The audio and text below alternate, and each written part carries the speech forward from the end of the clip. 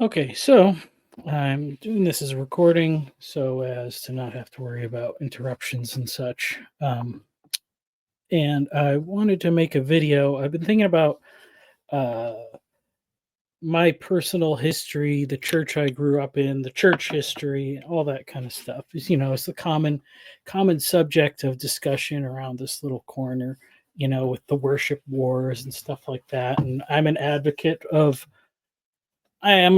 of the rock and roll TED Talk formula to some extent. I mean, I have no dislike for the others. I think all things have their place, um, but to give people a little bit more perspective, I thought I would kind of reflect on where I came from and where because that really isn't like my native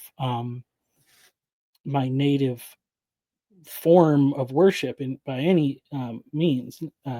So I had been doing some research and looking back at stuff. It took me a while, and I finally found some pictures of my dad's church, the church that I grew up in.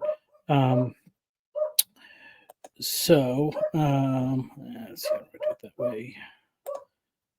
This way. Okay, so here's the inside of the church, the sanctuary. And you can see over here is the piano, and the organ used to be here, but the building was sold a couple years ago, and they moved things around. So that's the pulpit, which was normally there, right there in the center, and you can see wood beams, nice wooden pews. It's it's low church, but it's not. Um, I don't know. It's not rock and roll by any means. Um, I think there's some more. Yeah, there's another view. So you can see a little. Not that you can see a little more. I think it was either on this side wall over here or where those flags are. There used to be one of those um, boards where you could change the numbers for what hymns were going to be sung. And there is, you can see even here, the red ones in the back of the pew are hymnals, the black ones are Bibles. So every service, here's a view from the front, uh, and some stuff might have been changed around. I don't know exactly. It used to be over here in this corner was like the little sound booth, a little desk with the PA, which was just the one microphone essentially, and then it would go to like a tape recorder. So my dad's would tape the sermons, and then um, some of the uh, if you wanted to, in the middle of the singing, you could hear my dad singing if you soloed it in the headphones. Um, Not like that he was singing loud or anything. He just because he was on the stage when it would happen when the hymns were being sung. Ugh. So that yeah, that's the sanctuary. This is behind there, so that's where they took the organ and moved it back there. That's the little door onto the platform. That's the basement. I don't think there's anything exciting in the basement. This is what the outside of the building looks like. And I will get to a little bit more of that because you see here it's a historic building. It was originally known as the Green Store, built around 1780. And it's in Hopedale, Massachusetts. But as you can see, once you cross through the intersection, you are in the town of Mendon. So it was right on the border. And then if you went this way, down the road, you'd only go about, I don't know, 2 or 3 blocks before you were in another town, Bellingham. So it was right on the corner of those 3 towns, essentially. Okay, yeah. So this is Mendon over here, Hopedale's over there, Bellingham's over there.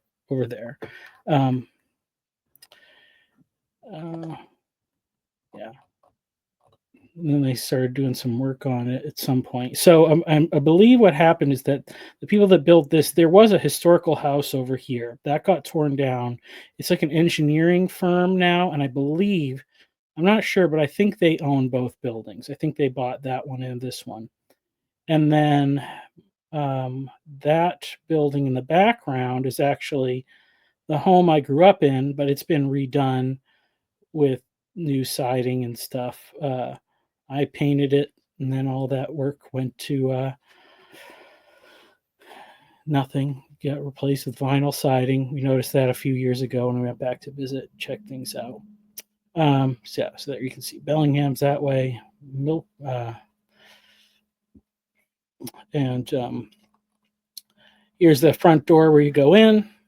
The red carpet goes up there. This chair lift thing was a big deal when we got that installed because the old people, and some of them needed a little help with that on occasion. I think it was one of those things where it's like we had to do something to comply with code, and that was kind of the more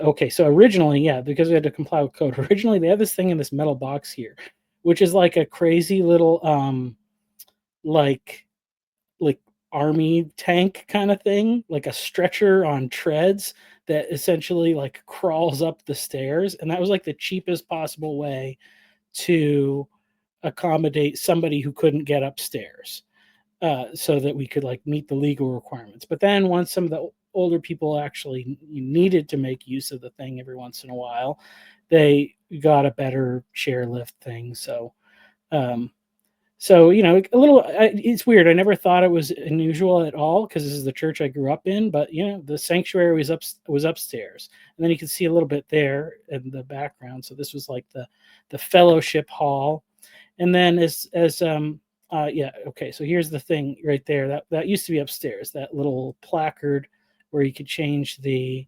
hymnal numbers. Because as the congregation kind of shrunk, the heating was really expensive. So my parents wouldn't turn the heat on upstairs. It was easier to just keep, have church down here. And they were running maybe like 20 people most of the time or something. So it wasn't a big deal. So there's the another little view of the thing. So I guess they had another organ down there. And piano, of course. There's a nursery, kitchen. This was a room in the back, kind of added on. I think it was added on later. That was used for all sorts of stuff. I don't know. Somebody may have been sleeping there at some point. My parents. These are the top pictures again. My parents were out of there in 2018, and I believe it was sold in 2022.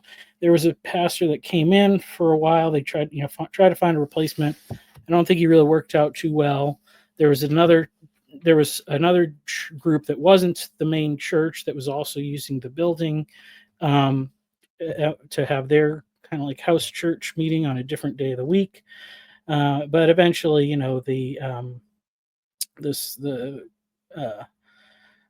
the congregation just kind of dwindled, and yeah, and that's what happened to it. So that's an older picture of what the outside looks like before it got all fixed up. I think was newer when they redid that. That wasn't from when I was there. Yeah, I stopped going there more or less in around 2003, I think. And occasionally I would fill in when my dad asked me to preach. That was sort of awkward but fun, preaching to old people that have known you your whole life. But that might be a interesting part of the story later on. That's just all sorts of stuff in the back. So yeah, you can see a more aerial view. So that was the church that I grew up going to.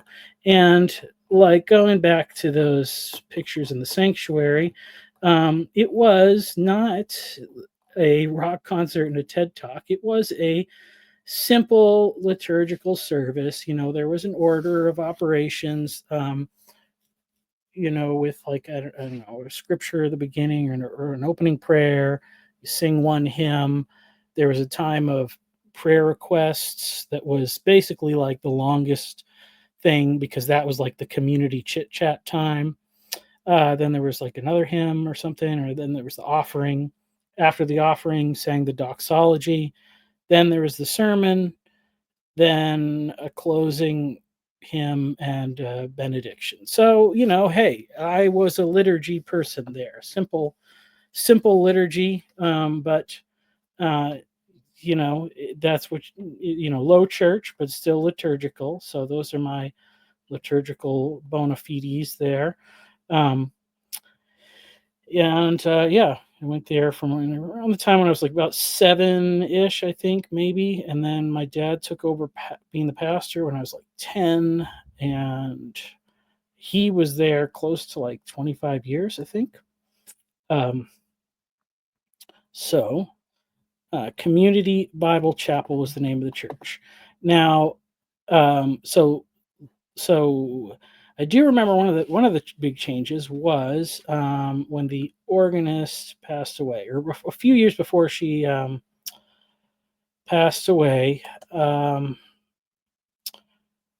think she stopped playing, and she was unhappy about the fact that one of the girls, more or less my age, she had gotten married, came back, and her husband led worship on acoustic guitar. And the church was happy to have somebody who could do something with music, so that's what they had. So Mila Thayer, Miss Mila F. Thayer, 103 of Mendon, died Saturday, April 25th at Blair House in Milford. She was born in Mendon, daughter of the late George and Minnie Bicknell Thayer, and had been a lifelong resident of that town. At the time of her death, she was Mendon's oldest resident, 103. She was a graduate of the former Mendon High School and Providence Bible College, which is now Barrington College. And let me see here. Okay, so if you look up Barrington College, this is kind of interesting, which was previously Providence College. This is the same college that I went to where I met my wife. Although it was at that time known as Zion Bible College. But the campus was the same. So because Barrington College actually merged into Gordon College, which was the college connected to Gordon Conwell Theological Seminary, where Tim Keller went and many others have hailed from. So that college merged into Gordon College, and they have a Barrington Center for the Arts as a part of the college. Let's see. I don't think I know any of these notable alumni. Just Mila Thayer, who played organ at my parents' church. So, but yeah, here it was. I think it's 1985. Yeah, so 1985, right after I was born, it was sold, and it was Zion Bible College until Zion Bible College moved and became North Point Bible College in Haverhill, Massachusetts. But I still went there in about 2005, I think it was, when it was Zion Bible College. I went there for one year, and then I came back for another semester. Yeah. So close that one. But an interesting note is that I had to clean the windows on the outside of this tower with a extension ladder because they had a work program for students to keep the costs down. Every student had to be involved in something work related. My job was painting and cleaning. I also got to update the blueprints for the building, which was kind of fun. And but one of the things I did was wash the windows of this very tall tower. So that was kind of a harrowing experience on a giant extension ladder. That's just a fun fact. So Mila went to Providence Bible College. She's employed as a bookkeeper.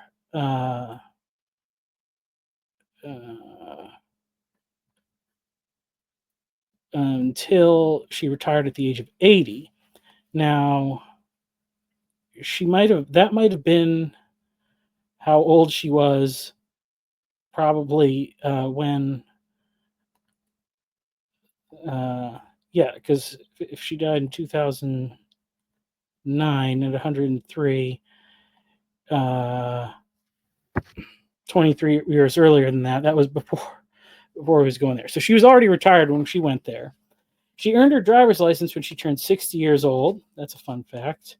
And she was a member of Community Bible Chapel in Hopedale, served as the church treasurer and bookkeeper. She also taught Sunday school there. Not when I was there, but apparently earlier. She was a member of the Mendon Garden Club, Mendon Historical Society, and the former Granite Chapter, Order of the Eastern Star in Milford. All these things that old New England people love being parts of things. She's survived by several relatives, but never married and never had children.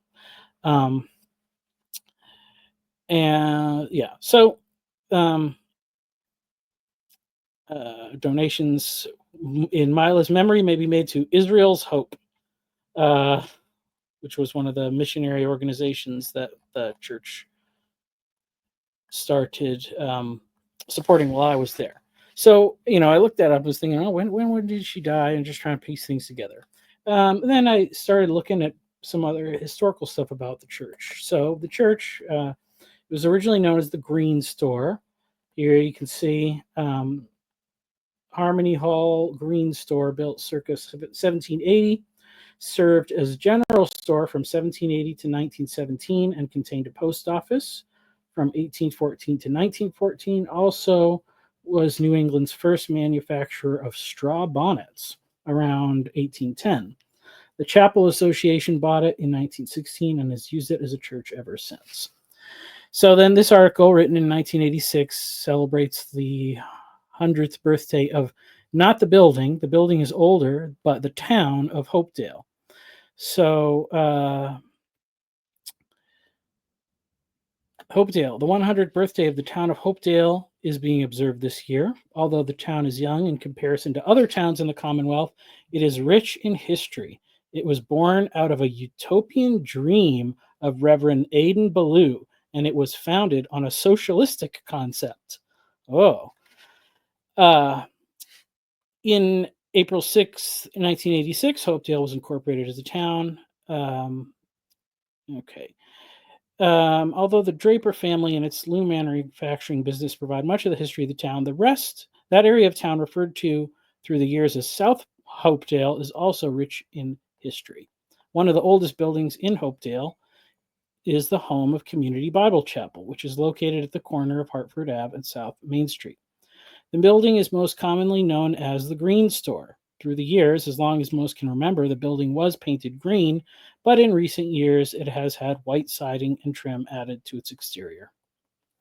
The building was almost lost to history a number of years ago, but the faith and effort of a few chapel members saved it from demolition after it had been condemned by the building commissioner as unsafe for use.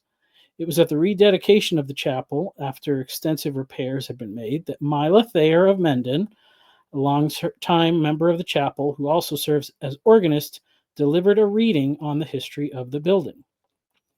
In the history which Miss Thayer prepared, she stated that the building had been constructed by Major Samuel Penniman about 1780.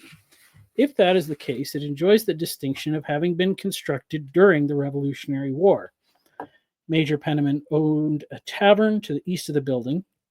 It was located in what is now the middle of Route 140, and a narrow dirt road separated the new general store, the Green Store, from the tavern.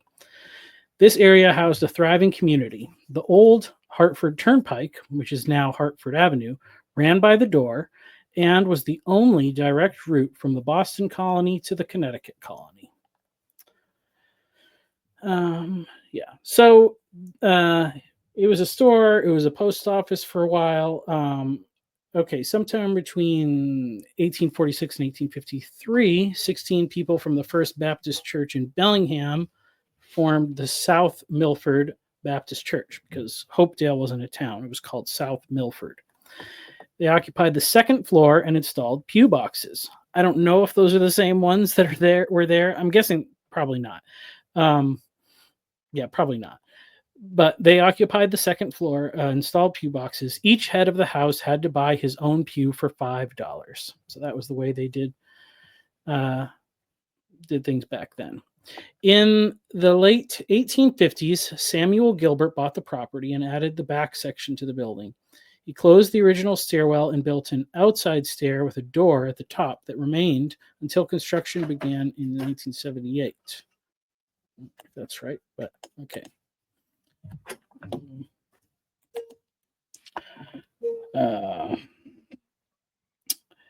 Reverend Adin Ballou held Sunday afternoon religious meetings at the building, according to information contained in records of the building. And then it goes on and talks about how prior to 1916, a chapel association was formed, and they wanted to buy some land to build a church. The owner wanted to sell the building. The association bought it, and the lower floor was in use for a year, and then it was taken over for other activities. So around 1916, 17, the church was a church full time. Then in 1972, state building inspector met with the church and told them that the building was going to be condemned.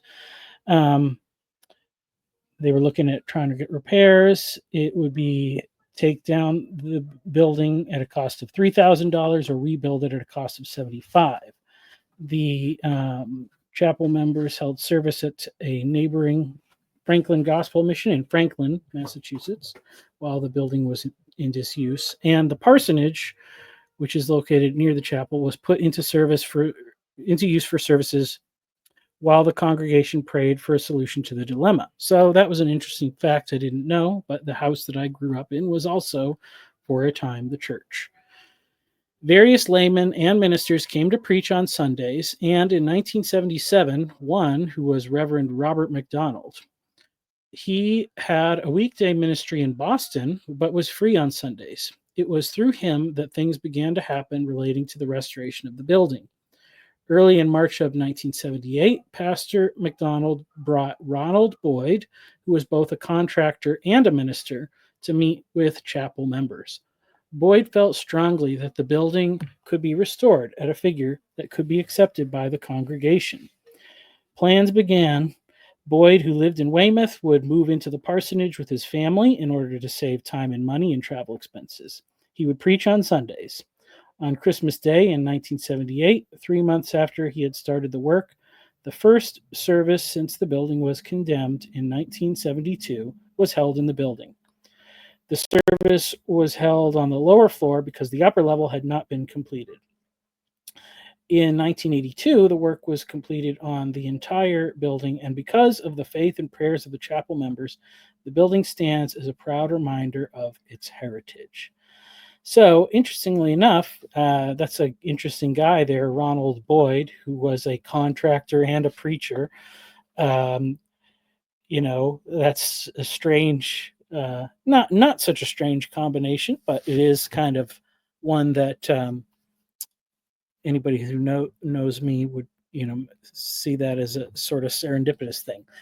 Now, I don't know what he did after that, but when we started going there, Robert McDonald was the pastor, and that was probably close to sometime in the 90s. I think maybe when we started going there, I was like 6 in 1990, and he was there for a few years, and then he retired. Him and his wife, I think they moved to Maine, and they had also been living in the parsonage.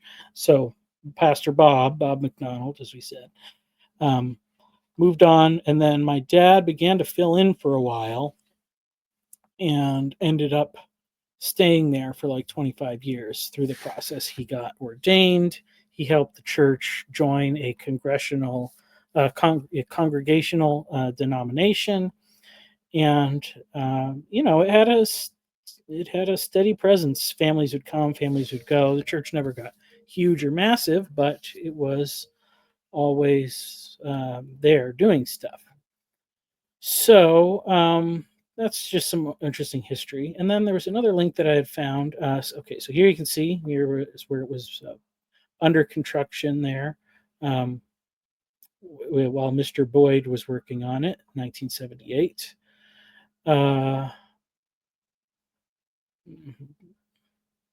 Is somebody's doing Tina Polos does some painting, and then this is the new owners who have it. I believe the engineering firm owns it. Um, I'm not certain of that, but I'm pretty sure that's the case. And they were fixing stuff up. It looks like that was some septic stuff. Um, so father and son are the owners there. Can't tell from the picture what it says. But there was another article I noticed on here from John Albee. I don't know much about John Albee, although this paragraph was donated by Mila Thayer when some people were looking into the history of Hopedale. Confessions of Boyhood by John Albee. Over the green store is a hall where formerly Adin Ballou used to preach his various gospels of universalism, temperance, peace, and abolition on Sunday afternoons following the morning services in his neighboring parish, the Hopedale Community. So I was somewhat familiar with the person of Adin Ballou. There's a Ballou drive right there, and then there's a statue of him outside the library in the center of town where my mom used to work, and I knew that it was sort of this intentional community, but I didn't really know much about him. He's, it's one of these things. It says Universalist or Unitarian Universalist, whatever, and so you hear those labels, and then people are like, oh, well, that's not the real Christianity, and so therefore don't bother to inquire any further, I guess. But since the Unitarian Church is downtown, assume that's the church he preaches at. But apparently, in the afternoons, he would come and preach there, the Green Store, as it was still a store. During his whole lifetime, it was not a church until 26 years after his death.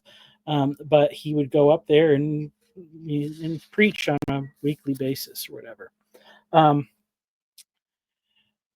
So this is what John Albee says. As my family was attached to the Baptist and Methodist persuasion, I cannot now imagine what drew them to hear this famous reformer of society and religion. Well, I don't know. There wasn't anything else to do, I guess. They must have attended in this hall, for though I cannot recall anything else, I do remember going to sleep there in the hot summer afternoon in my sister's lap. But any kind of a meeting was a temptation not to be resisted in that little community. So there you go. If there was a meeting, everybody wanted to go to it. Adin Ballou was in full sympathy with all the other reformers and transcendentalists of the Commonwealth, and when I search myself for an explanation of my early and intuitive attraction to their ideals, I sometimes fancy they must have visited me in my sleep in that old hall. Or perhaps I heard something which lay like a seed in the unconscious, secret recesses of my being until time and circumstances called it forth.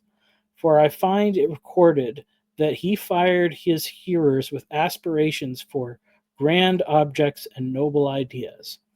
So apparently this John Albee guy, 1823 to 1915, was the literary man of the town. And he later went to Harvard Divinity School in 1858. He was a teacher and preacher in Western Massachusetts. And then ended up in New Hampshire. So I haven't looked into him any, but maybe there's some interesting stuff there. But I did start to look into this guy, Adin Ballou. What's his deal? So Adin Ballou was an American proponent of Christian non-resistance, Christian anarchism, and Christian socialism. He was also an abolitionist and the founder of the Hopedale Community. Through his long career as a Universalist and Unitarian minister, he tirelessly advocated for the immediate abolition of slavery and the principles of Christian anarcho-socialism, and promoted the nonviolent theory of praxis, or moral suasion, in his prolific writings. So he had prolific writings. Um, so there's also a article on here about the Hopedale Community. So the Hopedale Community, which was later incorporated into the town, um, was purchased 600 acres. I think there was 44 people that started. Um, and it's very interesting what it says here. Ballou believed that he could create a utopian community blending the features of a factory town with those of a religious-based commune. He called this practical Christianity, but unlike several similar communities, it was important to Ballou that Hopedale would not be isolated from the rest of society. The community stood for temperance, abolitionism, women's rights, spiritualism, and education. 14 years after the land was purchased, Hopedale went bankrupt. The intentional community was converted into a textile factory town. The factories were purchased by George and Ebenezer Draper, later of the Draper Corporation. So now bankrupt and failure and whatnot sounds there like, and this is probably the thing I had the idea too. Oh, things went bust. Well, it's not actually quite as simple as that. So I guess some of the people did pull out, and that kind of disrupted the workings of the community. But the Drapers were part of it. They were businessmen, and they kind of had a disagreement with Ballou about wanting to increase industrialization.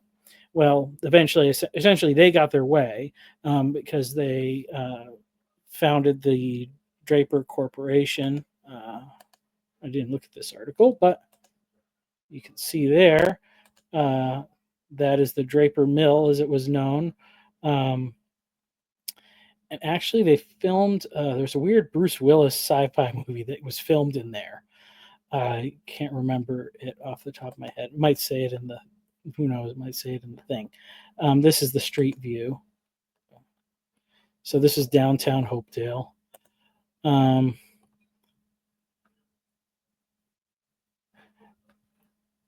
I guess they built the looms that were used in other places, like that's in Lowell there. So they built the looms that other textile people used. So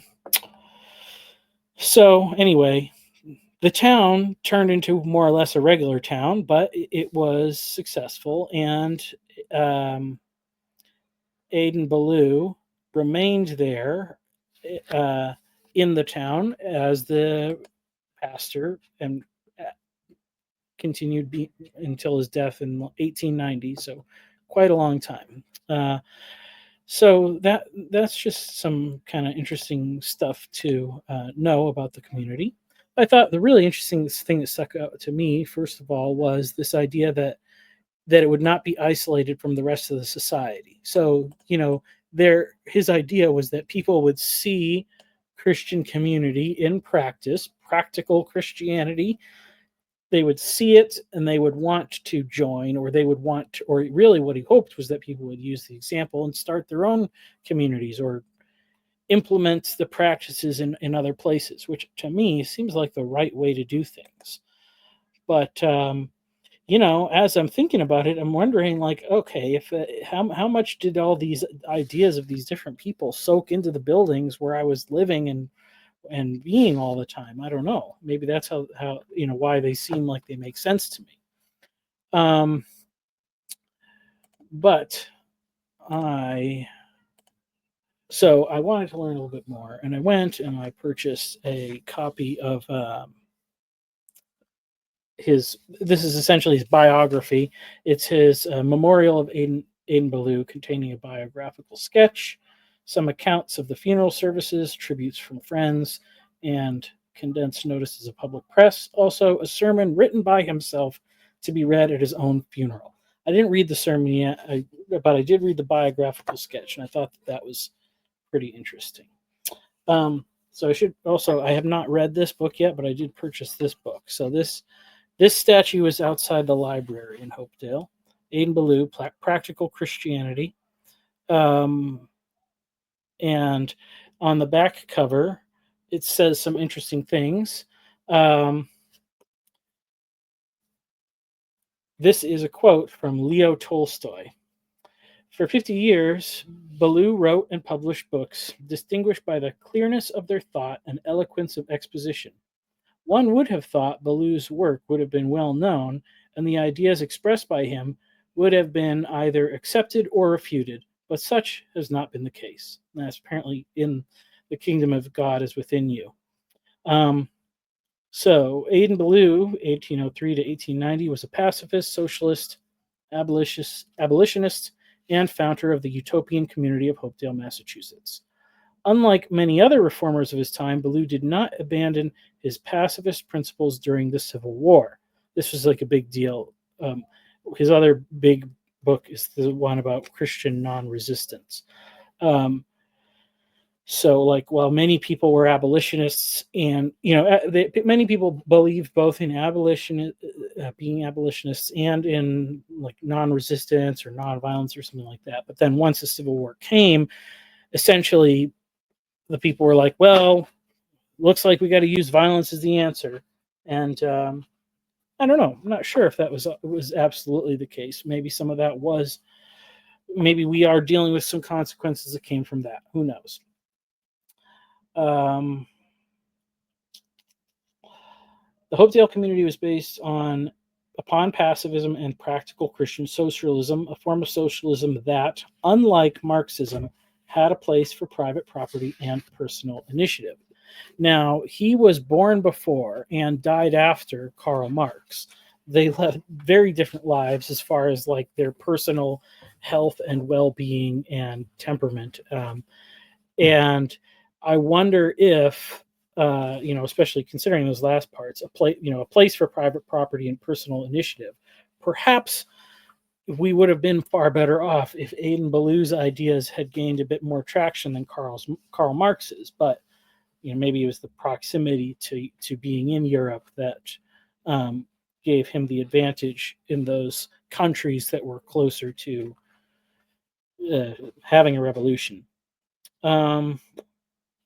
So anyway, but I thought, so I went through his biography, 45 pages, short biography, but longer than most people get, I suppose. And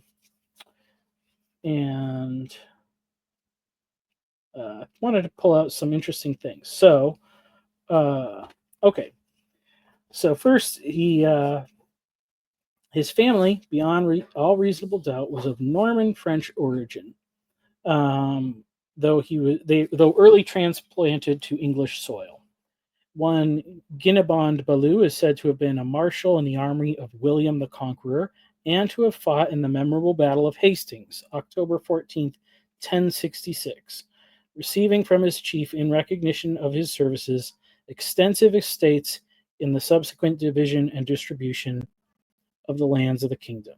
So that's a long backstory. So all you trad folks, 1066 is, he was a good French Catholic there and English Catholic.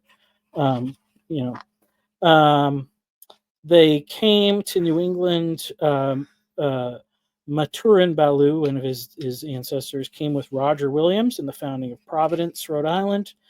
And then he had a couple sons named James, then another James, who settled in Cumberland.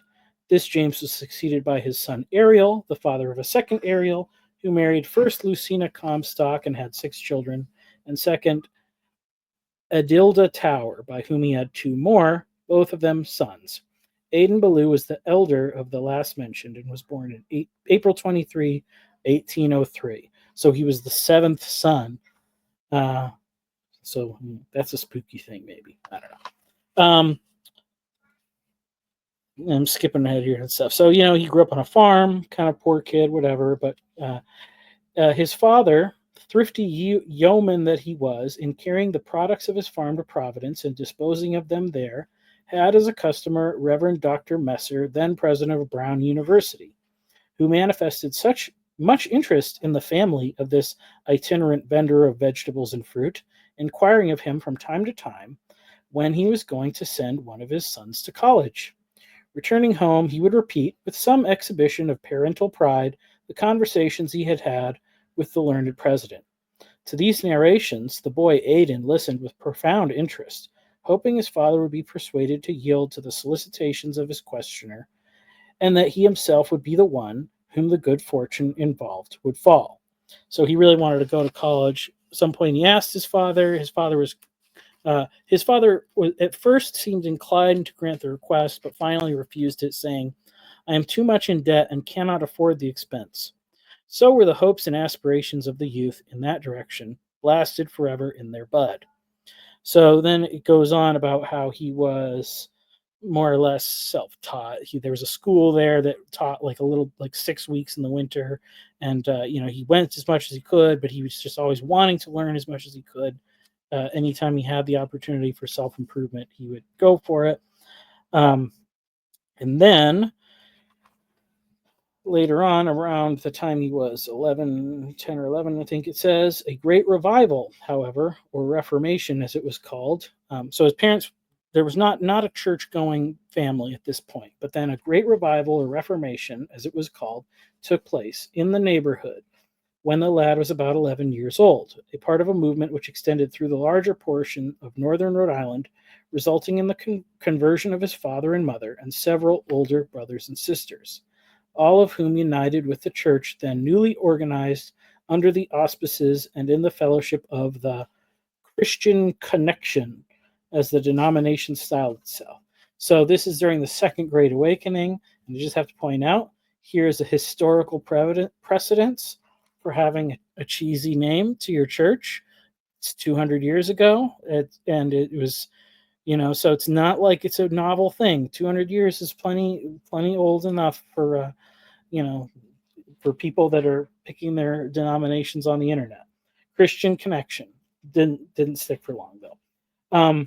Well, anyway, of this church, his father was not long afterward elected deacon, acquiring a title thereby which distinguished him henceforth as long as he lived. So his father remained a deacon in the Christian Connection for the rest of his life. This Reformation, and what was said and done in connection with it, awakened deep interest and much serious thought in the mind of the lad, who was deemed by his elders too young to be a subject of the renewing grace of God, and so was not regarded as one to whom the work going on in the community in any sense applied. In other words, he was ignored, but he was very interested to listen to what was going on. Nevertheless, he pondered in the silence of his own breast the things he saw and heard, and by meditation and prayer, unaided and alone, save as God was with him, came to that hour of decision, whence, once for all, he resolved to lead a Christian life, consecrating himself in his own inward spirit and purpose to God in the name of his Son. In doing so, he found, as he states in his autobiography, a heavenly light beaming upon him and an inexpressible peace coming into his soul. So there you go. He has his moment of salvation at the age of 11 in the privacy of his own company. A few months later, his reverent and thoughtful demeanor arrested the attention of the church authorities, who, receiving his confession of spiritual renewal, acknowledged him to be a child of God and admitted him, according to the established form of baptism by immersion, to their communion and fellowship. As the excitement attending this experience of the lad subsided, his clear mind and ingenuous heart came to realize that much which he and others had witnessed and passed through was no part of true religion.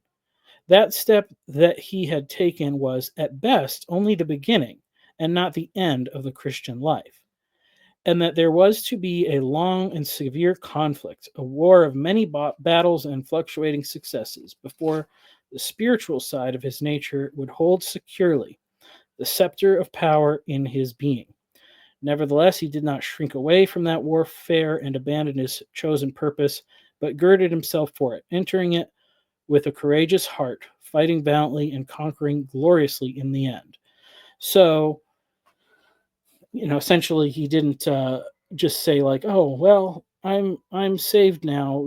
He realized that burden of being chosen by God, essentially was a lifelong commitment.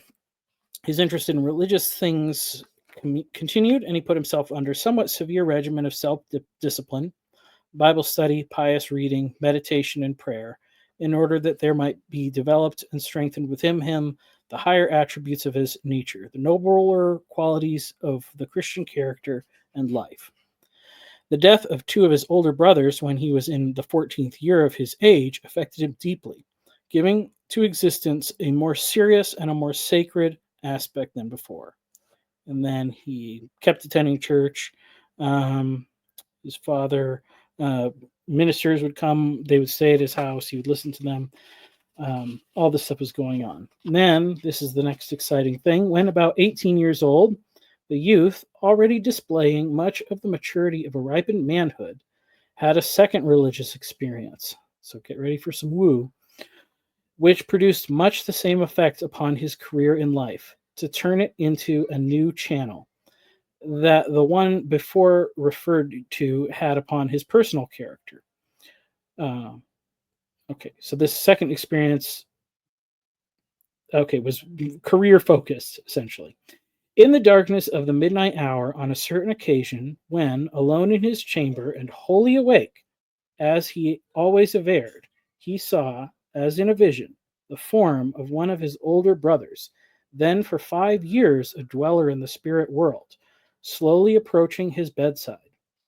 As it drew near, every feature of the departed one became perfectly defined. Its aspect was calm and benign, but impressively solemn. When close by the bed, the presence paused, and raising the right hand, said in clear, distinct tones, "Adin, God commands you to preach the gospel of Christ to your fellow men. Obey his voice, or the blood of souls will be required at your hands." It then withdrew somewhat and gradually vanished from sight. The young man took this visitation home to his heart, and without superstition or fear, seriously meditated upon it. He could see but one interpretation to be given to it, which was that it was a divine call to the Christian ministry, a call which, after much deliberation and a severe mental struggle, he felt compelled to accept.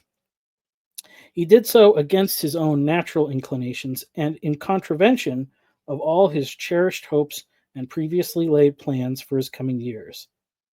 "I could have been won to the profession of law," he says, "to politics, statesmanship, a military career, or perhaps to medicine, but preaching the gospel was utterly distasteful and fearful to me. There was nothing to bring me to it but a sense of duty and the woe of disobedience. It was this that conquered me." So then he, just a few months after this, he essentially feels compelled to, in a deacon's meeting, they're saying, "Hey, we're needing somebody to preach." And then he feels compelled to get up and announce that he would preach in that place. As the words fell from his lips, his strength seemed to forsake him altogether, and he sank back into his seat, overwhelmed with oppressive and suffocating sensations. The audience were astonished at the announcement and the tidings of it.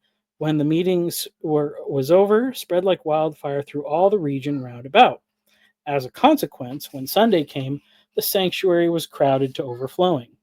Young and old, from near and far, filled with wonder and strange expectancy, gathered to hear the youthful preacher, who thus, without ecclesiastical call or license or theological training, was to occupy the sacred desk and proclaim the glad tidings of the gospel of Christ. With little forethought or studied preparation, he spoke, mostly by inward impulse and inspiration from the words, "Necessity is laid upon me. Yea, woe is me if I preach not the gospel." The service throughout was conducted by himself and was devout, earnest, and impressive. It was a most exciting and memorial occasion, both to the preacher and to the multitudes assembled before him. He was then 18 years and 3 months old. This first attempt in the pulpit was so successful and so satisfactory to his elders in the church and to the public that he at once had invitations to speak in other localities. These he did not feel at liberty to decline.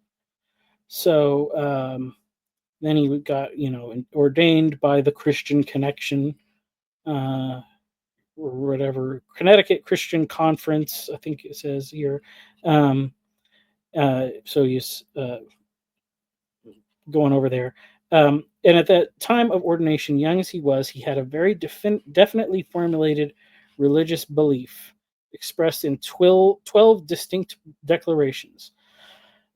So this is like the stuff where it's like, what's going on here is with his Unitarianism, or it's maybe a more like Sam Tiedemann biblical Unitarianism than other types, but I don't know. Number one, the plenary inspiration of the Bible. Number two, the pre-existence and divine sonship of Christ, which I think that's more Trinitarian than Sam's thing. Number three, the personal unity of God, the Father. Number four, the impersonal agency of the Holy Spirit in working out God's design. So that's a strange one when he says impersonal. I don't know. But it does strike me, it does strike me listening to the Christianity on the Spectrum podcast that perhaps he experienced his faith relationship in the sort of way that it might be typical for a lot of autistic people who struggle with the personal relationship aspect of Christianity. So maybe that's why he says the impersonal agency of the Holy Spirit in working out God's designs. Number five, the fall of man and Adam into universal but not total depravity. So that seems like a distinction to clarify abrasively used misuse of the doctrine. Number six, the indispensable necessity of the new birth. Number seven, man's free moral agency. So, like most of the Second Great Awakening religions, were mostly very much Arminian and free will oriented. Number eight, this life, man's only probation for eternity. Number nine, the resurrection of the body. Number 10, a general day of judgment. Number 11, the immortality of the righteous. And number 12, the just punishment of the wicked, terminating in endless destruction. It was an era of earnest thinking and of stout controversy in the theological world when he elaborated and framed for himself this clear-cut statement of faith. So 21 years old here. Calvinism and Arminianism, Unitarianism and Trinitarianism, universal salvation and endless punishment, with the side issue of annihilation, in which he believed, were in vigorous conflict, each enlisting its ablest champions in the fight. So it was the 19th century equivalent of the debate scene. To inform himself of what was going on in these regards, young Ballou's mind was busy in examining the respective claims of the several contesting parties and in framing his own conclusions concerning them. So it was a very metagelical way of dealing with distributed cognition in some sense at that time. A vigorous and searching study of the scriptures to satisfy himself as to their teaching upon the topics under examination and others germane thereto made him familiar with what they contained, from Genesis to Revelation. He had come to believe and to feel that his own views were established upon the rock of eternal truth, and that he was able to answer all objections to them, and vanquish all who would venture to attack them. Earnest in his endeavors to maintain and defend what seemed to him to be right and true, he was no less earnest in opposing what he deemed wrong and false. So, yeah, he was a little bit of an arguer, although apparently not rude, but he wanted to make sure he was right. The doctrines of universalism had been for some time promulgated in the community where he lived when he first came before the public, and had a good sprinkling of adherents among his neighbors and acquaintances. Though never a believer in endless punishment, so, as it said above, he was a believer in annihilationism, he was at that time in no wise a believer in the final holiness and happiness of all mankind. He deemed this latter view no less an error than the former, having no ground of support in Scripture or in reason, and felt called upon to enter the field of conflict against it, and both in private and public to do what he could to disprove and overthrow it. Under this inspiration, he wrote and published a review of one of the sermons of his distinguished kinsman, Reverend Hosea Ballou, then and afterward the acknowledged head of the Universalist denomination. So, go back to here. So, Hosea Ballou here. He's like a great uncle, I think, something like that. Um,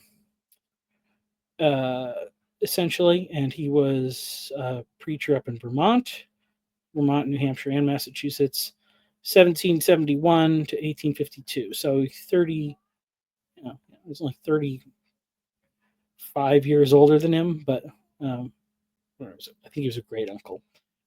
Anyway, originally a Baptist, he converted to Universalism in 1789. Called one of the fathers of American Universalism.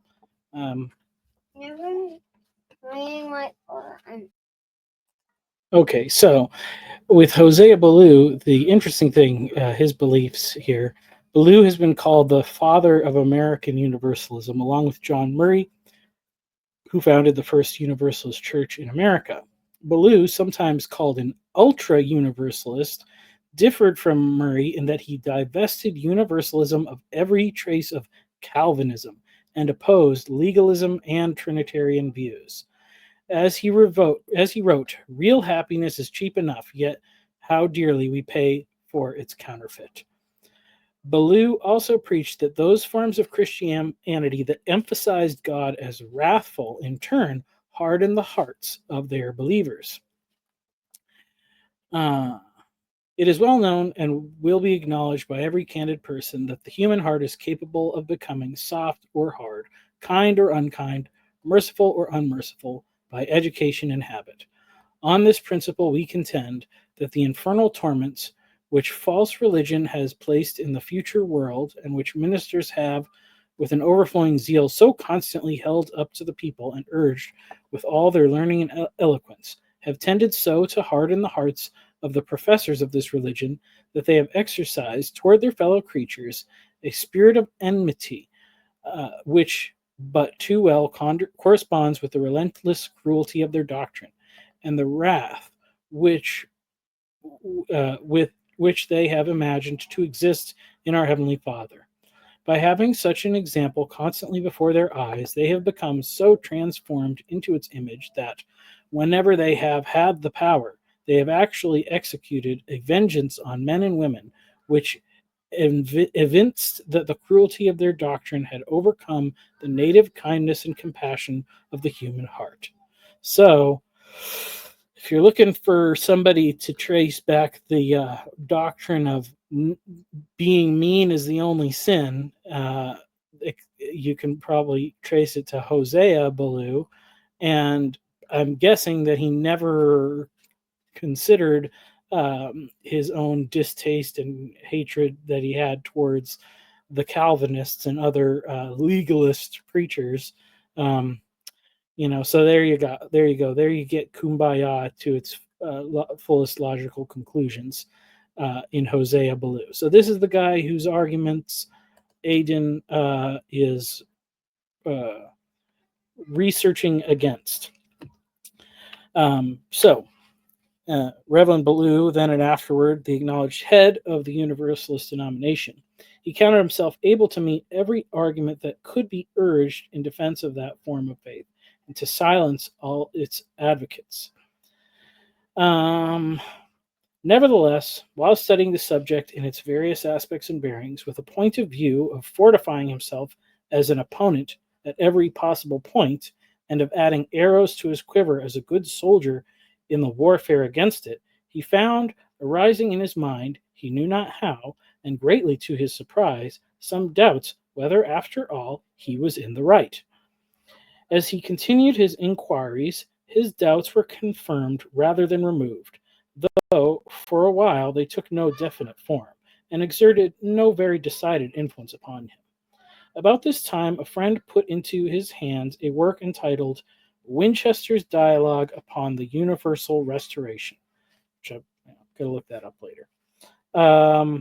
So he began to study these other things. And when he had finished the work, but he was still not convinced that the truth was on the author's side.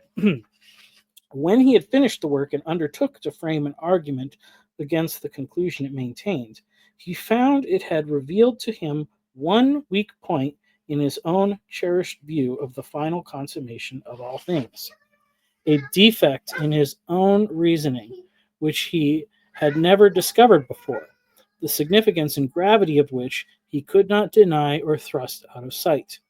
That vulnerable point, involved in all systems which rejected the doctrine of the ultimate redemption of the whole universe of souls, was that an all-perfect, infinite God infinite in power, wisdom, and love, who by the moral necessity of his own being must have created all men to be holy and happy, and who raised up Christ to redeem all, must fail to realize to its full extent his beneficent and mighty purpose, must be in a large measure defeated in carrying out his own eternally ordained plan, being obliged to annihilate, as he himself believed, untold myriads of those he had made to serve and enjoy him forever, or, as many others believed, send them to never-ending misery as incorrigible sinners whom his redeeming grace and sanctifying might were impotent to save.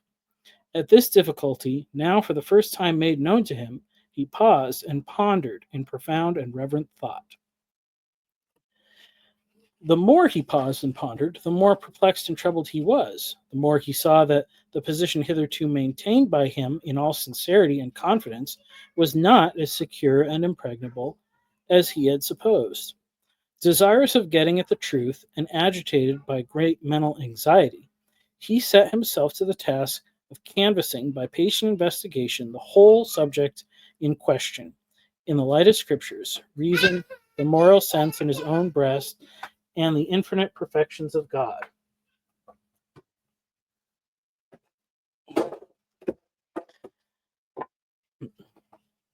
Oh.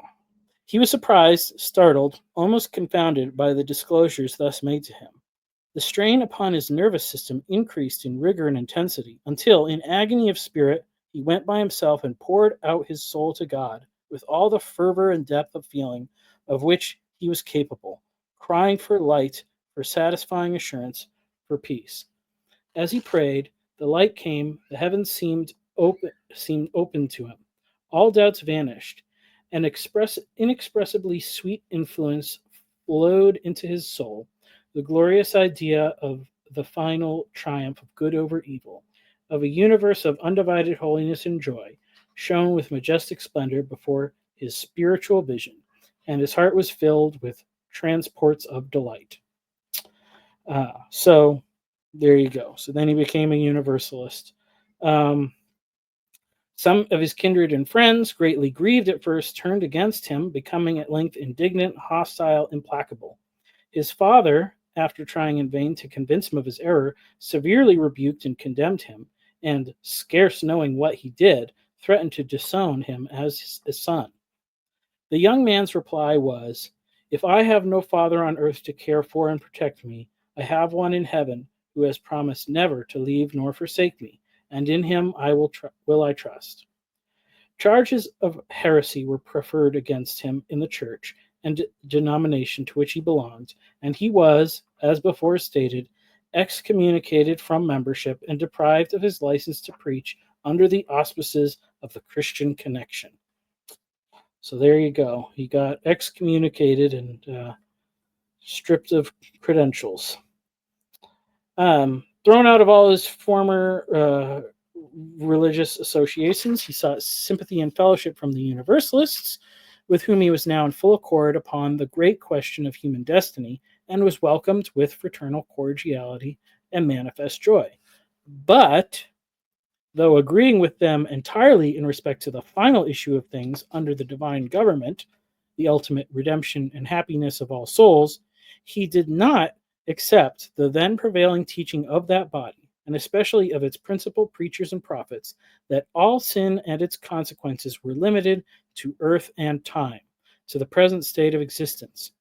He held then, as ever since, that life is one and indivisible, that what is called death makes no break in the chain of being, that souls enter the future world morally and spiritually considered as they leave this, and that therefore the consequences of both holiness and sin extend into the realm that lies beyond the grave, ensuring happiness or misery there as to some extent they do here, with the blessed proviso and assurance that the misery will ultimately, by the saving power of God, be overcome and brought to a perpetual end, not arbitrarily, but through the conversion of those enduring it, and their renewal and everlasting progress in obedience, righteousness, and peace. Notwithstanding this difference in regard to the time when the final reconciliation of all men to God shall be consummated, he was kindly received by his new associates and given free and cheerful admission to their homes, their councils, and their pulpits. So he's still an outsider amongst the Universalists because most of them believed that essentially just everybody wakes up in heaven when they die and it's all kumbaya and great, and he has something more like this apocataxis view, with a judgment and a purgation of sins before the final reconcile. Not a separate category, essentially, I guess, for the elect, maybe, or it's not clear in this biography, but whatever. Okay, so then things go along. He moves around a bit. He ends up preaching as a pastor in Milford at the Universalist church. And then in the regular course of his ministry, Mr. Ballou preached at Medway, a town which I used to work in for a while, where he was supplying the pulpit half of the time on the 25th of April, 1830, a sermon upon the inestimable value of souls, from Matthew 16:26, which gratifies his hearers so much that they requested a copy of it for publication in the Trumpet, the leading denominational paper of that day. The request was granted, and the production subsequently appeared as desired, but not, however, until it had been heralded by the editor, Reverend Thomas Whitmore, in exceedingly reprehensible terms, and subjected by him to a very sharp, censorious, and depreciative criticism. To this unprovoked onslaught, as Mr. Ballou deemed it, he wrote a reply for the same paper, which his critic refused to print. So, again, just the back and forth of Twitter and YouTube and the reply commentary videos. This was the 19th century equivalent there in the papers. And what are you going to do if the platform refuses to publish your work? Well, what he does is, whereupon he and some 8 or 10 other ministers, sympathizing with him in opinion, and a goodly number of laymen, unwilling to encourage or submit to what they regarded the dogmatism and intolerance of the dominant wing of the Universalist body as thus represented. So this is the everybody just goes to heaven when they die wing, is the dogmatic and intolerant wing of the Universalist church. So that's just so everybody understands. So, as thus represented, withdrew from its membership and formed what was called the Massachusetts Association of Independent Restorationists, who fraternized with a certain portion of the Unitarian denomination. So this was, a split.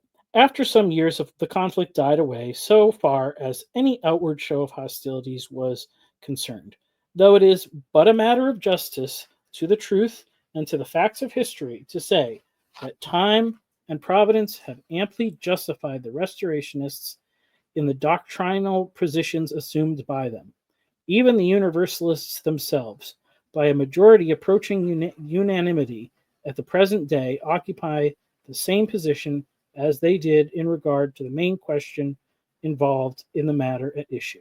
So it's just interesting there. The schisms aren't always permanent. If you don't go about anathematizing people, just let them leave. Things might resolve themselves in a short order. A few years, a few decades, whatever. And then everybody comes to see, hey, I guess that guy was just ahead of the curve. So let's see. However, this stand taken by Mr. Ballou was unpopular in his own church, and a majority of his people, being opposed to his restorationist principles, as was very well known at the meeting held there in January 1831, voted to dispense with his services as a minister. Singularly enough, providentially, the devout might say, on the very day upon which he was officially notified of this vote, he was waited upon by a committee of the First Church and Society in Menden, only 4 miles away, where he was quite well known and where his ability, his spirit, and cheering views of God, man, and destiny had gained for him many friends. Blah, blah, blah. So he becomes the pastor of the Unitarian Church in Menden there for a while. He received a cordial welcome on the part of the Menden people and began his labors there under flattering auspices, rising at once to the favor and confidence of all who were brought under his magical influence. His fine personal presence and address, his musical voice, his natural eloquence, and evident sincerity and zeal in the proclamation of the blessed doctrines of God's fatherly love and universal saving grace, as opposed to the hard Calvinism so generally preached at that day, or the dry dogmas and cold moralizings of a more liberal theology, attracted great numbers to him, and the old meeting house of the towns was filled to overflowing. So that line there I thought was very interesting. First of all, hard Calvinism is funny because, it's like, well, that clearly is the thing. And obviously it's like, yeah, if the Calvinists are jerks, then it doesn't matter. Like, nobody's going to look too hard into their doctrine to find out if they have something good to say about it. So it's not surprising that was a lot of that Second Great Awakening thing. But the interesting thing where he talks about the dry dogmas and cold moralizings of a more liberal theology, whereas he was, in many ways, we would consider progressive because of the causes that he was advocating. But the progress of the 1830s, or the 19th century, the progress was morally conservative. Because the status quo was all about like, don't worry about people and just get rich and be wealthy and all that stuff.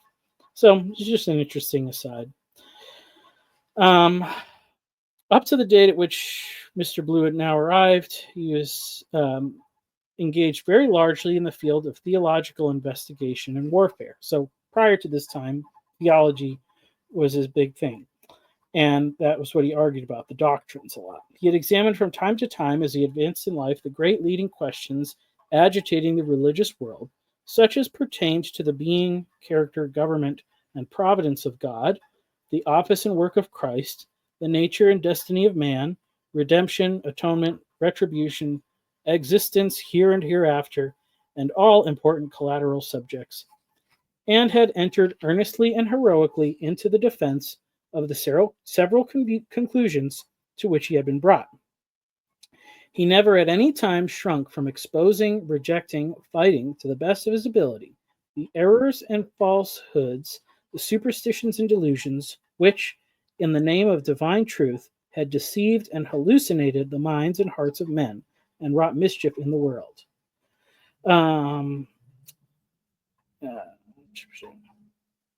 He had not upon occasion refrained from entering the field of combat, not only with the advocates of the doctrine of no future punishment among his Universalist brethren, but with some of the leading champions of the old New England orthodoxy and kindred systems of faith, against which his reason and moral judgment raised an emphatic protest.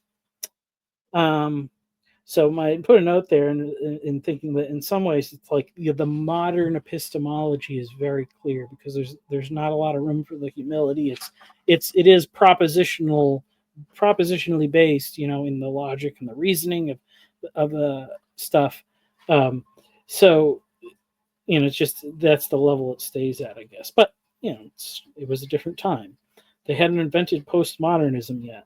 And of course, postmodernism is pretty bad, but maybe now we get to postmodernism. We can start to use postmodernism more responsibly. At the same time, he had not been unmindful of the relation of divine truth to human conduct, nor of the claims of the Christian gospel upon its believers to live soberly, righteously, and godly in the world. He never divorced faith from works, piety from morality, nor did he ever teach that happiness could be enjoyed in this state or any state of being without holiness, or heaven be gained without possessing and exemplifying a heavenly spirit, the spirit of love to God and man, upon which all the law and prophets hang. Personal fidelity, personal character, personal goodness, he ever emphasized as the one thing needful to the end and aim of all truth and undefiled religion. Godliness, in his theory, was profitable to all things, having promise of the life that now is, and of that which is to come. So that's an interesting thing, just to note that the complaint of like somebody being universalist is, that's a theology that leads to just all sorts of licentious behavior, or there's no moral underpinnings, there's no reason to behave.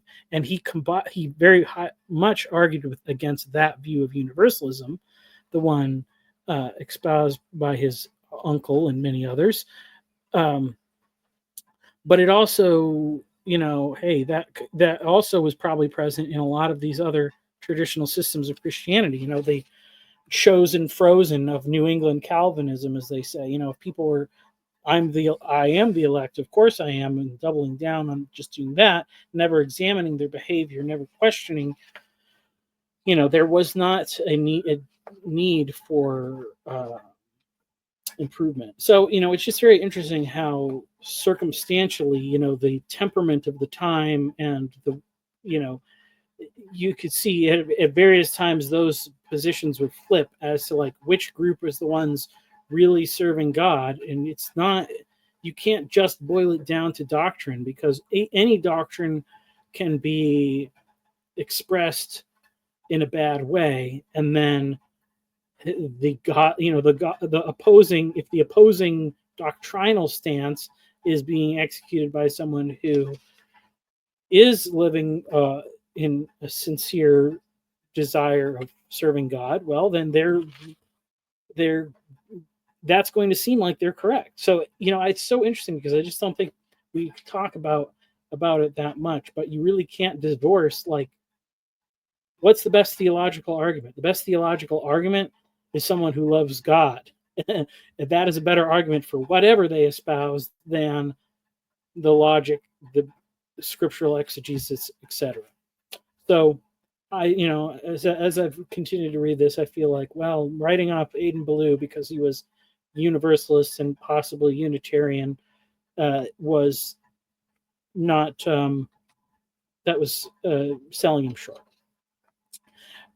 During the decade of 1830 to 1840, a great tide of philanthropic feeling seemed to sweep over the land and world, and enthusiasm for humanity prevailed, unprecedented in modern times.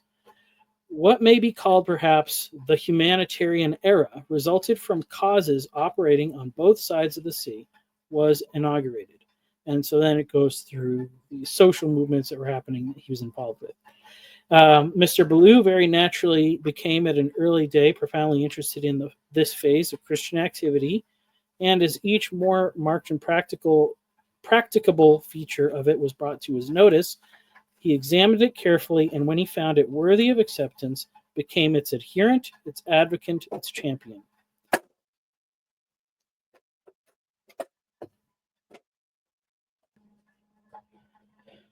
Okay, the temperance reform first claimed his attention, enlisted his sympathy, secured his endorsement, and commanded his active support. So this is, temperance against alcohol abuse. In due time, the anti-slavery cause laid its claims at the door of his heart and urged upon his conscience its appeals. And then I thought this was interesting. On Fast Day in the spring of 1837, he preached a sermon on the subject in the usual order of ministerial labor, and on the 4th of July following, gave an address in his church, setting forth in greater completeness his views upon what was then fast becoming the great question of the century with the American people.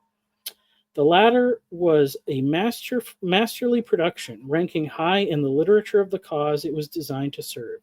It was printed and widely circulated in this country, reprinted in England, and scattered throughout the kingdom. Its author rose at once to prominence as an abolitionist activist and orator, and was therefore ranked as one of the leaders in the great moral conflict with the giant evil of our land and time. The excitement caused by his positions and course upon the subject was intense in his church and society and throughout the town. Many of his parishioners and old friends were alienated and embittered, quite a number of families leaving his congregation altogether. Contumely and wrath were poured out upon his innocent head, but it availed nothing. Faithful to his convictions, true to humanity, loyal to the great doctrine of human brotherhood, he moved straight on in the path where duty bade him tread, swerving neither to the right hand nor left. The old admonition, "Woe is me if I preach not the gospel," ever sounded in his ears, and he could do no otherwise than heed its implied behests. Okay, and I'll just keep going. There's a lot of good stuff in here. As American slavery came into swift and emphatic condemnation at the bar of his conscience, so was it with the great war system of the world, when he examined it in the light of Christian truth and tested it by the spirit of the gospel of goodwill to men. He saw and felt that it was founded in violence and cemented with blood, that it was antagonistic to the teachings of the Prince of Peace, and was to all intents and purposes what Channing had called it many years before, the worst vestige of barbarism and the grossest outrage on the principles of Christianity. So, yeah, critical of the whole war system. And this became what he mostly became most well known for since since his passing. It was his work on non-resistance, and I listened to some of the book. Audio book is on YouTube for free, and it's pretty good so far.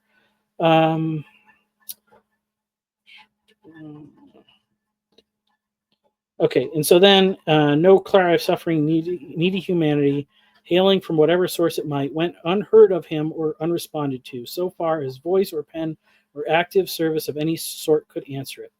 As love of learning was the ruling passion of his mind in his earlier years, so love of humanity, the ambition to benefit and bless his fellow men, was the inspiring motive of his maturer and later life.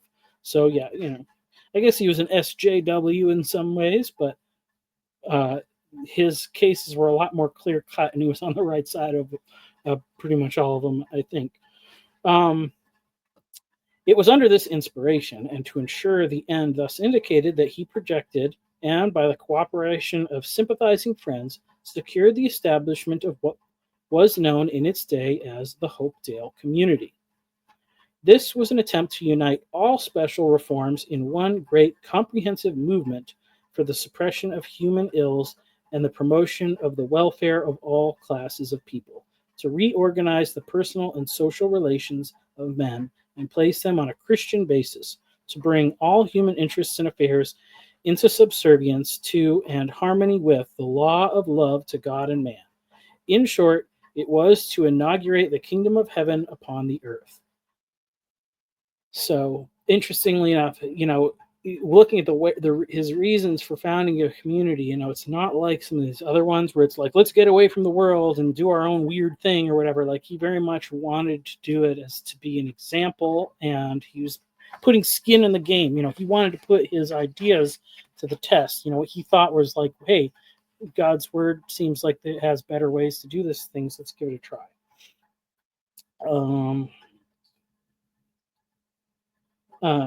as was stated, the spirit of philanthropy that was in the air, manifesting itself not only in propounding special schemes of benevolence and in setting in motion numerous activities for the overthrow of particular abuses and wrongs in actual life, but in practical efforts to infuse more of the Christian spirit into human society and to make of the world of mankind one great brotherhood, according to the ultimate ideal of the gospel of Christ.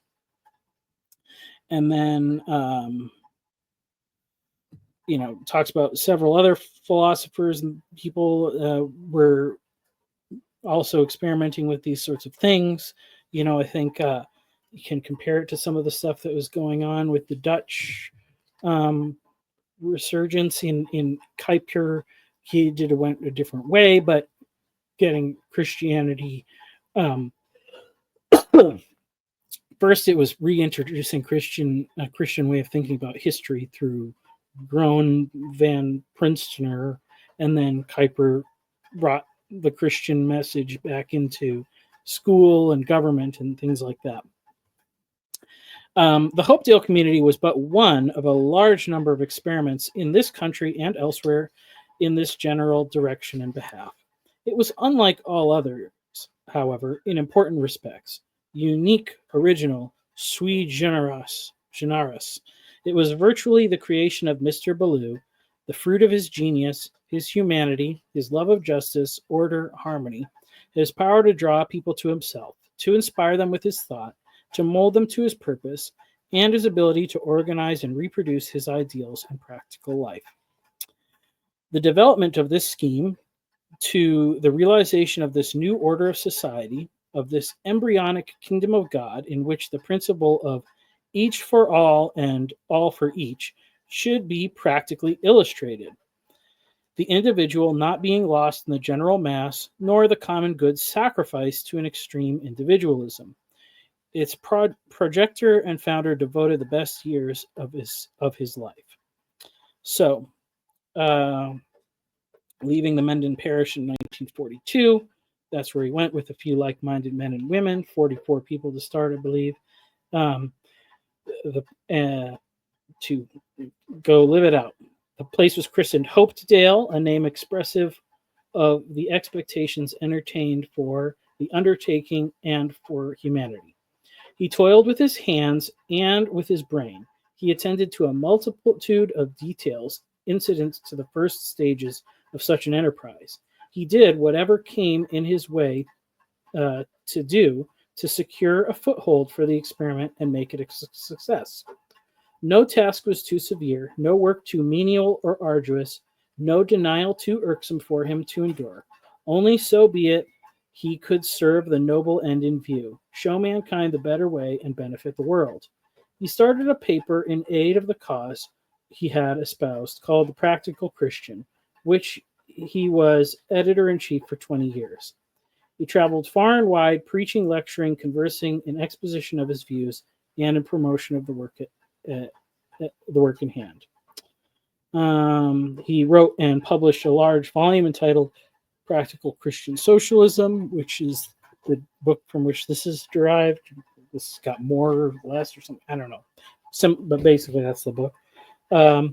In which his method of social reorganization was carefully developed and explained. His way of bringing a better era into the world, and pamphlets and tracts by the score or hundred in the same beneficent behalf. In season and out of season, by day and by night, resting not, feigning not, he wrought and sacrificed for what lay so near his heart, for what he felt promised great blessings for mankind, for building up a community of people into the likeness of the millennium. That the endeavor but partially succeeded, that it but imperfectly realized his expectations, that at the expiration of 14 years it was abandoned as a distinctive form of social life, to his great disappointment and lasting grief, was no discredit to his mind or heart, and reflected no dishonor upon his motive or purpose in undertaking it. It detracted nothing from the grandeur of his leading idea, nor from the nobility of his character and life, as it detracted nothing from the esteem, the love, the reverence of those who knew him best, and who most thoroughly understood him. It only proved how far ahead of his time he was, how much loftier was his aspiration for humanity than the moral quality and standing of the race at its then existing stage of development, and what grace and growth in divine knowledge, in righteousness, in love to God and man was requisite before that state of equity and Christian brotherhood could be realized, for which he hoped and prayed and labored to the very end of his life. But who can say, after all, that what seemed to him and to many others a failure was really so, in any absolute and final sense? Making no accounts of outward results of the fact that Hopedale has become an enterprising, prosperous, well-ordered town, a model town in certain respects, the very existence of which was made possible by Mr. Ballou's efforts. And looking at the matter from his own standpoint and in the light of his own declared principles, who can say that the apparent defeat of his plans was more than a temporary suspension of the work to which he devoted his chief energies? A postponement of the issue and consummation of his great purpose till the world was fitted by moral growth and spiritual renewal for it, till some more auspicious day of the slowly but surely advancing providence of God. It may be questioned, perhaps, whether the exact form of social regeneration he outlined will ever be made fact, whether the divine kingdom will come in the particular way he anticipated. But who can doubt that his supreme idea will someday be transformed into a reality, that brotherhood and peace will sometime prevail among men? Who does so doubt must do it against reason, against the best hopes of the heart of man, against the suggestions of human progress in past ages, against the prophetic intimations of the Hebrew Scripture, and the glorious promises of the gospel of Christ. So basically, it's saying, hey, he tried it and it didn't last forever, but it was a good, provided some good things. It's a prototype, and maybe the work should be continued in new ways. People should integrate his ideas and redo them. So there's a couple other things I thought that were interesting that stuck out here. So this one was a later story that I thought made me think of kind of the way that many people in this corner of the internet can examine an issue with openness. To do complete justice to Mr. Ballou's character, mention must be made of another indication of his desire to know the truth upon all matters bearing upon man's higher fortunes and ultimate destiny, and of his independence and courage in avowing and defending the conclusions to which he was brought by candid, thorough investigation, however strange or unpopular they might be. When, in the midst of his experience at Hopedale, the subject of modern spiritualism was brought to public notice, he, like many others, was at first inclined to pass it by as of little significance or value, or perhaps treat it with indifference and derision. But as its pretensions assumed greater proportions and were put forward with greater increasing urgency, he came to realize that such a course was neither manly nor Christian, and so set himself to the task of inquiring into and testing it in the most painstaking, searching way possible to him. Though closely pressed by other cares and duties, he yet devoted all the time he could command for weeks and months, and perhaps for a year or two, to the assigned task, coming at length to the undoubting belief that intercommunication between this mundane world and the world of spirits was possible and did sometimes occur. And this view he maintained in private conversation, in his paper, in public lectures and sermons, as also in a published work of several hundred pages entitled Spirit Manifestations, which passed through 2 editions and had a wide circulation. Rejecting much that goes by the name of spiritualism as puerile, false, and demoralizing, and declining in later years to have his name appear among those of its standard bearers and public advocates, he yet, without doubt, had a quiet but unwavering faith in the essential idea it embodied as long as he lived. So I just thought that was interesting that, rather than just dismiss something as wacko, he wanted to get at the root of it, and he found that there was something there, even if a lot of it was nonsense, and he just wanted to be honest about things. And then this is a little summation of his life works, essentially. Talks about, what with these later works of Mr. Ballou will appear with sufficient distinctness in a summary of his literary and scholastic labors during his life.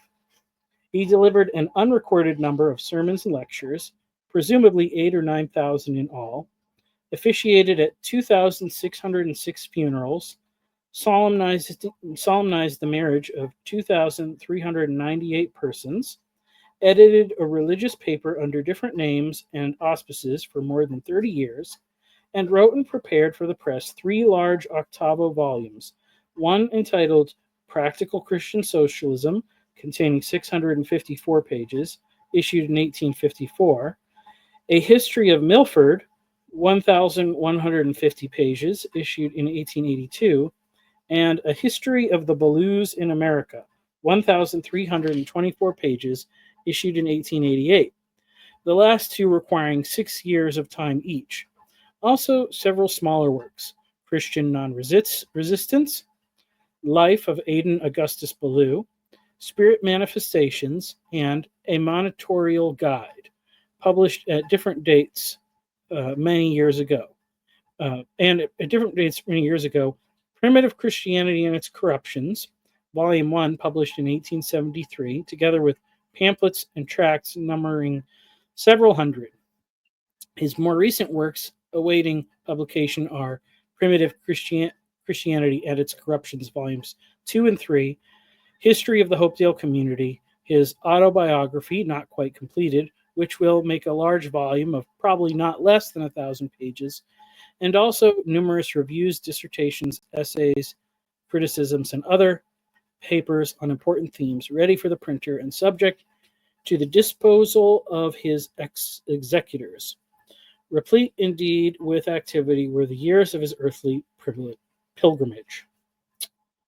And the last bit talks about his family life, that he was a very devoted husband.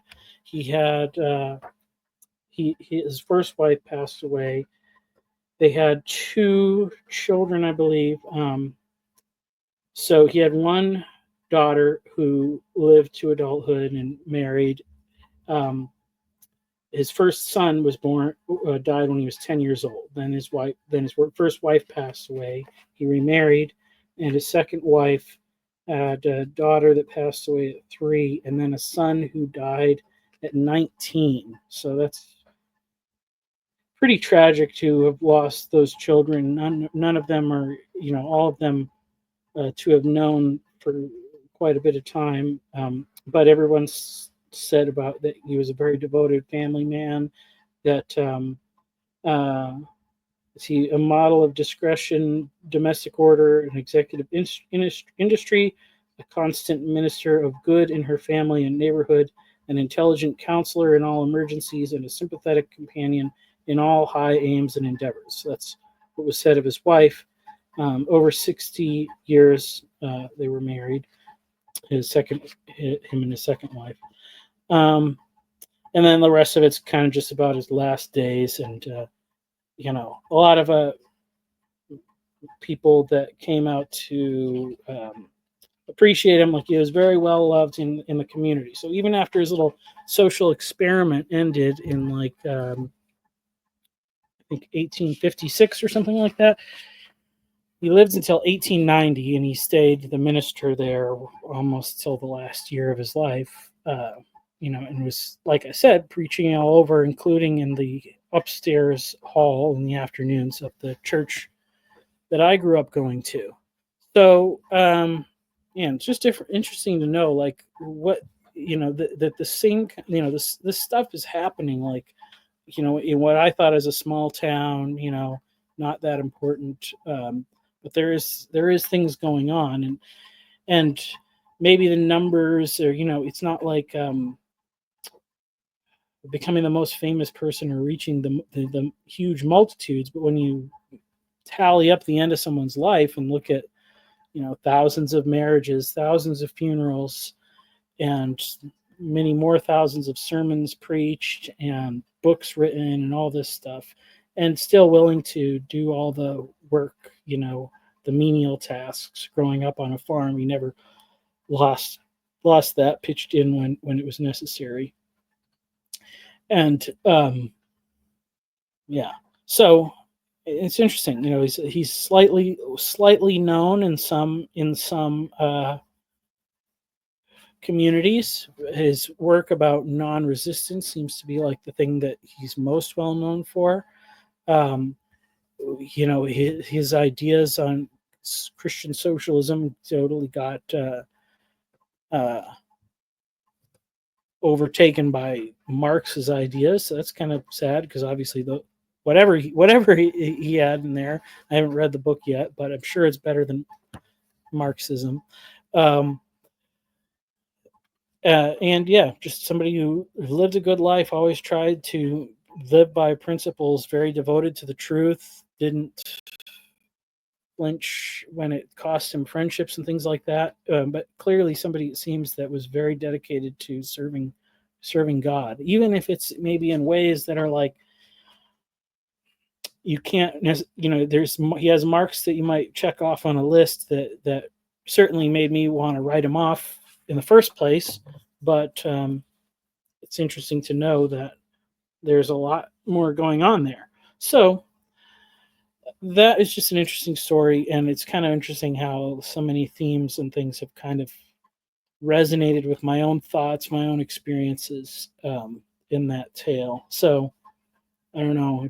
I don't know. Maybe it's about morphic fields or something like that, um, or just how the places you grow up. Because I had no biological attachment to any of these people, but that the places and spaces that we occupy, maybe they have a bigger influence on us in ways we don't know or understand fully.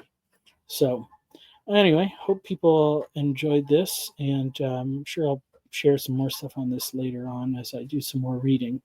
Um, but I hope uh, hope you enjoy it. Leave a comment. Thank you for listening. Thank you for taking the time.